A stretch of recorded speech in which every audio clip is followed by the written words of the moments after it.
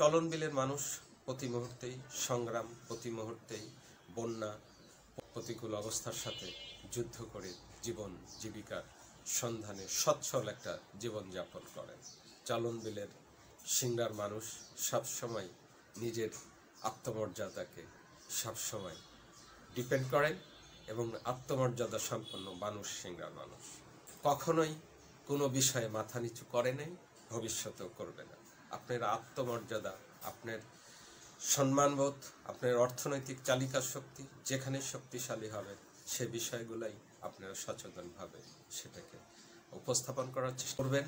এবং সেটার ক্ষেত্রে যদি কাজী বাসার হ্যাপি ভাইকে যদি আপনারা সাথে রাখেন, আমিও আপনাদের সাথে সেই ছোট্ট কাল থেকে ছিলাম, এখনও আছি, তখনও থাকব।